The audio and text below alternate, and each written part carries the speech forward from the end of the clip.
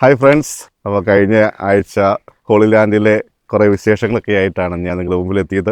പലരും മെസ്സേജ് അയച്ചു, പലരും വിളിച്ച് ചോദിച്ചു, അച്ഛൻ അതേപോലെ നഷ്ടപ്പെട്ടു പോയ കാര്യമൊന്നും ഞങ്ങൾ അറിഞ്ഞില്ലല്ലോ.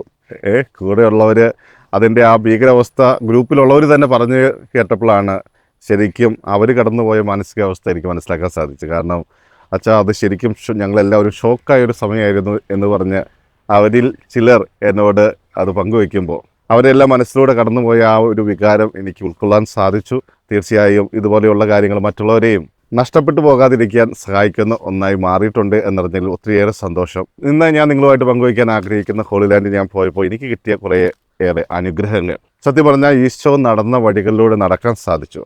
അത് തന്നെ ഏറ്റവും വലിയ അനുഗ്രഹമാണ്. മാത്രമല്ല, വിജയലക്ഷം പല പള്ളികളിലും മുമ്പേ പോയിട്ടുള്ളതാണ്. അതുകൊണ്ട് തന്നെ ആ പോയ പള്ളികളിലെല്ലാം വിശുദ്ധ കുർബാന അർപ്പിക്കാനുള്ള ചാൻസ് അച്ഛൻ എനിക്കാണ് തന്നത്. എൻ്റെ ജീവിതത്തിൽ ഏറ്റവും ഓർത്തിരിക്കാൻ പറ്റിയ നിമിഷങ്ങളായിട്ട് വേണമെങ്കിൽ അതിനെ എനിക്കെടുത്ത് കാണിക്കാൻ സാധിക്കും. കാരണം ഈശോ നടന്ന വഴികളിൽ, ഈശോ ജനിച്ച ഇടങ്ങളിൽ എനിക്ക് കുർബാന അർപ്പിക്കാൻ സാധിക്കും. ഇന്ന് എനിക്ക് ഏറ്റവും കൂടുതലായി നിങ്ങളോട് പറയാൻ ആഗ്രഹിക്കുന്ന ഒരു സ്ഥലം എന്ന് പറയുന്നത് ഡൊളറോസ എന്ന് പറയുന്ന ആ സ്ഥലം, വേ ഓഫ് ദ ക്രോസ്, അല്ലെ, കുരിശിൻ്റെ വഴി നടന്ന ആ സ്ഥലം. അതിൻ്റെ തുടക്കത്തിൽ തന്നെ എനിക്ക് ദിവ്യബലി അർപ്പിക്കാനുള്ള ഒരു അവസരമുണ്ടായിരുന്നു. അതിനുശേഷം ഞങ്ങൾ കാൽവരി മലയിലേക്കുള്ള ആ ഒരു യാത്ര, ചുറ്റും നമ്മൾ കാണുന്ന പോലെയൊന്നുമല്ല, അപ്പുറത്തും ഇപ്പുറത്തും തെരുവീതികളാണ്, കുത്തനെയുള്ള കയറ്റം, ഒത്തിരിയേറെ ഷോപ്പുകളിൽ നിന്ന് ആളുകൾ നമ്മൾ അതിലെ ഇത് പോകുമ്പോൾ നോക്കുന്നുണ്ട്. അങ്ങനെയെല്ലാം കാണുമ്പോൾ ഞാൻ ആലോചിക്കുകയായിരുന്നു, ഇതിലൂടെ യേശു കടന്നു പോയപ്പോൾ യേശുവിൻ്റെ മാനസികാവസ്ഥ എന്തായിരിക്കും. താൻ ഒത്തിരിയേറെ അത്ഭുതങ്ങൾ പ്രവർത്തിച്ച ഒരു സ്ഥലത്തിലൂടെയാണ് കടന്നു പോകുന്നത്. തൻ്റെ അനുഗ്രഹങ്ങൾ അവർക്ക് വാരിക്കോരി കൊടുത്തിട്ടും അത് സ്വീകരിച്ച വ്യക്തികൾ തന്നെ തനിക്കെതിരെ തിരിഞ്ഞ് ഇവനെ ക്രൂശിക്കുക എന്ന് ഉറക്കെ നിലവിളിച്ചപ്പോൾ യേശുവിൻ്റെ ഉള്ളം എത്രമാത്രം പിടഞ്ഞിട്ടുണ്ടാകും. നമ്മൾ നോമ്പുകാലത്തിലൂടെ കടന്നു പോകുന്ന ഒരു സമയം കൂടിയാണ്. അപ്പോൾ എൻ്റെ മനസ്സിനെ ചിന്തിപ്പിച്ച ഒരു മേഖലയാണത്. കാരണം യേശു അതിലൂടെ കടന്നു പോയപ്പോൾ അനുഭവിച്ച വേദന, ശാരീരികമായ വേദന പറഞ്ഞറിയിക്കാൻ പറ്റില്ല. പിന്നെ കുരിശ് വഹിക്കുന്നതിൻ്റെ വേദനയുണ്ട്. പക്ഷെ അതിനേക്കാൾ ഉപരിയായി യേശുവിന് ഏറ്റവും കൂടുതൽ വേദന സമ്മാനിച്ചത് അവിടെ കൂടിയിരുന്ന ആളുകളുടെ പ്രതികരണമായിരിക്കും. കാരണം യേശു അവരുടെ ഇടയിലേക്ക് ഇറങ്ങിച്ചെന്നു അവരിൽ ഒരുവനായി മാറി അവർക്ക് വേണ്ടി ഒത്തിരിയേറെ കാര്യങ്ങൾ ചെയ്തിട്ടും യേശുവിൽ നിന്ന് ഒത്തിരിയേറെ ബെനഫിറ്റ്സ് അവരുടെ ജീവിതത്തിൽ ലഭിച്ചിട്ട് കൂടി ഇവനെ ക്രൂശിക്കുക എന്ന് അലറി വിളിച്ച ആ ജനം യേശു ഈ കുരിശ് വഹിച്ച് അതിലേ പോയപ്പോൾ അവനെ പരിഹസിച്ച് ചിരിക്കുന്നുണ്ടായിരുന്നു. ഇതെല്ലാം തങ്ങൾക്ക് നൽകിയ ഒരു വ്യക്തിയെയാണ് അവർ പരിഹസിച്ച് ആ വഴിയിലൂടെ നടത്തിച്ചത് എന്നോർക്കുമ്പോൾ, പ്രിയമുള്ളവരെ, നമ്മുടെ ഓരോ പാപഭാരങ്ങളും പേറിക്കൊണ്ടാണ് യേശു ആ കാൽവരി വഴിയിലൂടെ നടന്നത്. ഞാൻ ആ വഴിയിലൂടെ നടന്നു പോകുമ്പോൾ ഞാൻ അതെല്ലാം ഇങ്ങനെ ആലോചിച്ചു. എൻ്റെ കൂട്ടത്തിൽ ഒത്തിരിയേറെ പ്രായമുള്ള വ്യക്തികളുണ്ടായിരുന്നു. ചിലരൊക്കെ കരയുന്നുണ്ടായിരുന്നു. ചിലരെല്ലാം അവർക്ക് കിട്ടിയ സൗഭാഗ്യത്തെക്കുറിച്ച് വാതോരാതെ സംസാരിച്ചു. കാരണം ഒത്തിരി പ്രായമുള്ള ഗ്രൂപ്പായിരുന്നു ഞങ്ങളുടെ കൂട്ടത്തിലുണ്ടായിരുന്നു. ഒത്തിരിയേറെ പ്രായമുള്ളവർ, വളരെ പ്രായം കുറവായിട്ടുള്ളവർ, വളരെ വിരലിൽ എണ്ണാവുന്നവർ മാത്രമാണ്. പക്ഷേ ഓരോരുത്തർക്കും വളരെ ആവേശമായിരുന്നു. കാരണം ആ വഴികളിലൂടെ സഞ്ചരിക്കുമ്പോൾ പലപ്പോഴും ശാരീരികമായ വേദനകൾ സഹിച്ച ഒത്തിരിയേറെ ആളുകളുണ്ട്.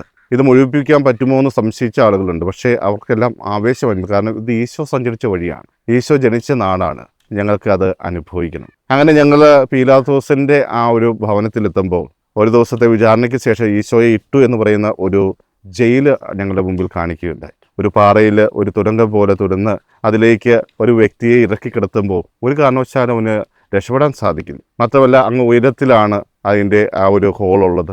മറ്റുള്ളവരുടെ സഹായമില്ലാതെ പുറത്ത് കിടക്കുവാൻ ഒരിക്കലും സാധിക്കില്ല. അങ്ങനെയുള്ള ആ ഒരു സ്ഥലത്തേക്ക് ഞങ്ങൾ ഇറങ്ങി ചെല്ലുമ്പോൾ ഞങ്ങളുടെ ഓരോരുത്തരുടെയും മനസ്സിലൂടെ കടന്നുപോയ വികാരങ്ങൾ ഒരിക്കലും നിങ്ങളെ പറഞ്ഞറിയിക്കാൻ സാധിക്കില്ല. കാരണം എൻ്റെ യേശു ഇവിടെ ഒരു രാത്രി മുഴുവൻ ചിലവഴിച്ചു.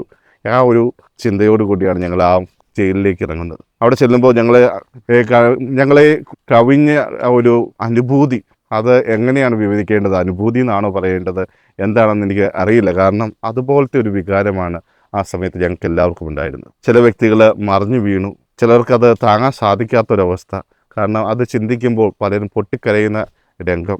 ഇതെല്ലാം എൻ്റെ ജീവിതത്തിൽ ആദ്യത്തെ സംഭവമായിരുന്നു. കാരണം ഞാൻ ആദ്യമായിട്ടാണ് ഇതുപോലെ ഒരു ഗ്രൂപ്പിൻ്റെ കൂടെ ഹോളി ലാൻഡിലേക്ക് പോകുന്നത്. പക്ഷേ എല്ലാവരും തന്നെ ആ ഒരു ട്രിപ്പ് ഒരു ഉല്ലാസയാത്രയ്ക്ക് പോകുന്ന പോലെയല്ല കരുതിയത്. അവിടെ ചെന്നപ്പോൾ അവരെ മനസ്സിലൂടെ കടന്നുപോയ ചിന്തകൾ തീർച്ചയായും അത് എൻ്റെ യേശു ജനിച്ചു വളർന്ന സ്ഥലം എന്നുള്ളതായിരുന്നു. യേശു എനിക്ക് വേണ്ടി കടന്നുപോയ പീഡകളെക്കുറിച്ചായിരിക്കും ആ കുരിശിൻ്റെ വഴിയിൽ അവരും ചിന്തിച്ചിട്ടുണ്ടാവുക. അതെല്ലാം നമ്മുടെ പാപഭാരങ്ങൾ പേറിക്കൊണ്ടാകും ആയിരുന്നു എന്നറിയുമ്പോൾ എത്രമാത്രം യേശു നമുക്ക് വേണ്ടി സഹിച്ചിട്ടുണ്ട് എന്ന് തിരിച്ചറിയാനുള്ള നിമിഷങ്ങൾ. പ്രിയമുള്ളവരെ, എന്തുകൊണ്ടാണ് ഞാൻ ഇതിനെക്കുറിച്ച് ഇന്ന് നിങ്ങളോട് സംസാരിക്കുന്നതെന്ന് വെച്ച് കഴിഞ്ഞാൽ, തീർച്ചയായും ഇതുപോലെയുള്ള അനുഭവങ്ങളിലൂടെ കടന്നുപോയാൽ നമുക്ക് ഈശോയെ കുറച്ചുകൂടി കൂടുതലായിട്ട് സ്നേഹിക്കാൻ സാധിക്കും. പലപ്പോഴും നമുക്ക് സംഭവിക്കാത്തത് എന്താണ്? ഇതുപോലെയുള്ള കാര്യങ്ങൾ നമ്മുടെ ജീവിതത്തിൽ സംഭവിക്കാതിരിക്കുന്നതിനുള്ള കാരണം എന്ന് പറയുന്നത് നമ്മൾ അതിനൊന്നും അധികം വില കൽപ്പിക്കുന്നില്ല എന്നുള്ളത്. ഇത് ഞാൻ ആദ്യത്തെ എൻ്റെ വീഡിയോയിൽ പറയുകയുണ്ടായി. ഇത് നനച്ചിരിക്കാതെ കിട്ടിയ ഒരു അനുഗ്രഹമാണ്, അല്ലെ? ഒട്ടും പ്രതീക്ഷിക്കാതെ എൻ്റെ ജീവിതത്തിലേക്ക് കടന്നു വന്ന ഒരു അനുഗ്രഹമാണ്. പക്ഷേ ഞാൻ അവിടെ പോയി ഞാനത് കണ്ട് അനുഭവിച്ചപ്പോൾ അത് എൻ്റെ ജീവിതത്തിൽ വരുത്തിയ മാറ്റങ്ങൾ തീർച്ചയായും വളരെ വലിയ മാറ്റങ്ങളാണ്. അത് എന്നെ ഒത്തിരിയേറെ യേശുവെ അറിയുവാൻ പ്രേരിപ്പിച്ചു, യേശുവിലേക്ക് കൂടുതലായിട്ട് അടുക്കുവാൻ പ്രേരിപ്പിച്ചു. മാത്രമല്ല, ആ യേശുവിന് വേണ്ടി കൂടുതൽ എന്തെങ്കിലും ചെയ്യണമെന്ന തലത്തിലേക്ക് ചിന്തിക്കുവാൻ പ്രേരിപ്പിച്ചു. പ്രിയമുള്ളവരെ, നമ്മളുടെ ആയുഷ്കാലത്ത് ഒരിക്കലെങ്കിലും ഇതുപോലെയുള്ള സ്ഥലങ്ങൾ സന്ദർശിക്കുന്നത് വളരെ നല്ലതാണ്. ഇന്ന് വൃദ്ധബന്ധങ്ങളെല്ലാം കൂടി വരുന്ന ഒരു കാലഘട്ടമാണ്. മാതാപിതാക്കൾ ഒത്തിരിയേറെ സമ്പാദിക്കും, ഒന്നും ഉപയോഗിക്കില്ല, മക്കൾക്ക് വേണ്ടി കരുതി വയ്ക്കുന്നതാണ്. അവസാനം മക്കൾ അവരെ കൊണ്ടുപോയി വൃദ്ധമന്ദിരത്തിലും അതുപോലെയുള്ള അനാഥാലയങ്ങളിലേക്കൊക്കെ തട്ടുമ്പോൾ ഓർക്കുക, അന്ന് ഈ കൂട്ടുവെച്ച പൈസ ഒന്ന് ഞങ്ങൾ ഉപയോഗിച്ചിരുന്നെങ്കിൽ ഇതുപോലെയുള്ള സ്ഥലങ്ങൾ കാണാമായിരുന്നു. ഞാൻ പറഞ്ഞു, ഞങ്ങളുടെ കൂട്ടത്തിലുണ്ടായിരുന്ന കൂടുതലും പ്രായമേറിയ വ്യക്തികളായിരുന്നു. അവരെല്ലാം ആദ്യമായിട്ടാണ് ഇതുപോലെ ഒരു യാത്രയ്ക്ക് പോകുന്നത്. ഈ ഒരു യാത്ര കഴിഞ്ഞപ്പോൾ ഞങ്ങളുടെ ജീവിതത്തിൽ ഒത്തിരിയേറെ നല്ല സമയം വെറുതെ പാഴാക്കി കളഞ്ഞല്ലോ എന്ന് ചിന്തിച്ച ഒത്തിരിയേറെ ആളുകളുണ്ട്. കാരണം അവരുടെ ആയുഷ്കാലം മുഴുവൻ അവരുടെ മക്കൾക്ക് വേണ്ടിയാണ് ജീവിച്ചത്. ഇന്ന് മക്കൾ ആരും തന്നെ അവരുടെ കൂടെയില്ല. എല്ലാവരും വിദേശത്ത് സെറ്റിൽഡ് ആയിരിക്കുന്നു. വിദേശത്ത് ഒത്തിരിയേറെ ജോലി ചെയ്തുകൊണ്ട് അവർ അവിടെ തന്നെ കഴിയുന്നു.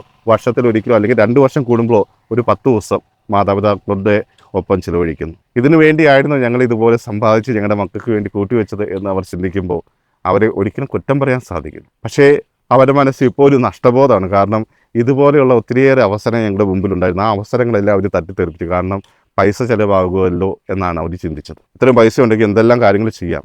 പക്ഷേ പ്രിയമുള്ളവരെ, പൈസയെക്കുറിച്ചല്ല നമ്മൾ അവിടെ ചിന്തിക്കേണ്ടത്. കാരണം ഇതെല്ലാം നിങ്ങളുടെ ജീവിതത്തിൽ കർത്താവ് തരുമ്പോൾ ദൈവത്തിനറിയാം നിങ്ങളെ എങ്ങനെ പരിപാലിക്കണമെന്ന്. അപ്പോൾ അതറിഞ്ഞുകൊണ്ട് നിങ്ങൾ ചെയ്യേണ്ടത് എന്താണ്?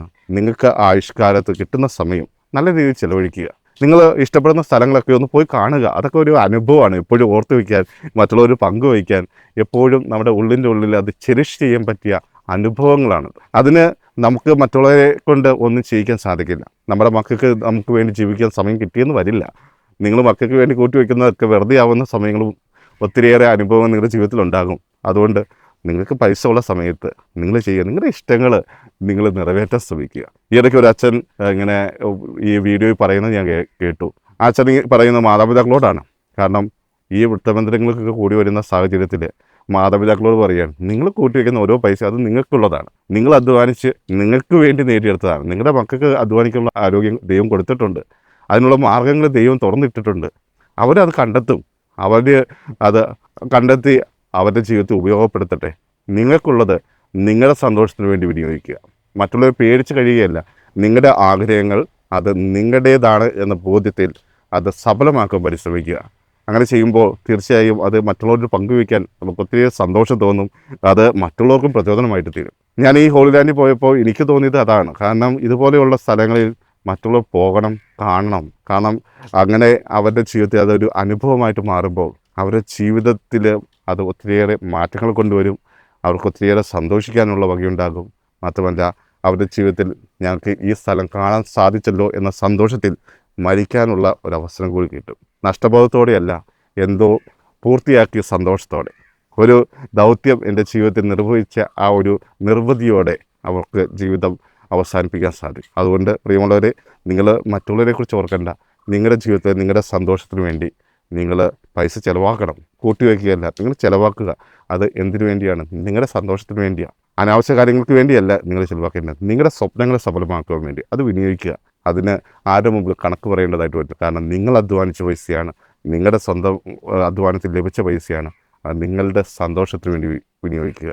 പലരും കുന്നുകൂട്ടി വെച്ചിട്ടുണ്ട്. പക്ഷേ മാതാപിതാക്കൾക്ക് ഒരു വിലങ്ങുതടിയായിട്ട് മാറുന്നുണ്ട്. എന്തിനാണ് ഇത് ചിലവഴിക്കുന്നത്? അല്ലെങ്കിൽ പ്രായമായി ഒന്ന് ആശുപത്രി പോകാൻ പറയുമ്പോൾ, ഒരു ഓപ്പറേഷൻ ചെയ്യാൻ വേണ്ടി ചോദിക്കുമ്പോൾ, അപ്പോഴൊക്കെ പൈസ കൊടുക്കാതിരിക്കാൻ പരിശ്രമിക്കുന്ന ഒത്തിരിയേറെ ആളുകളുണ്ടാകും. അവരുടെയൊക്കെ മുമ്പിൽ നിങ്ങൾക്ക് പറയാൻ സാധിക്കും, ഇത് എൻ്റെ പൈസയാണ്, എൻ്റെ സന്തോഷത്തിന് വേണ്ടി വിനിയോഗിക്കാനുള്ളത്.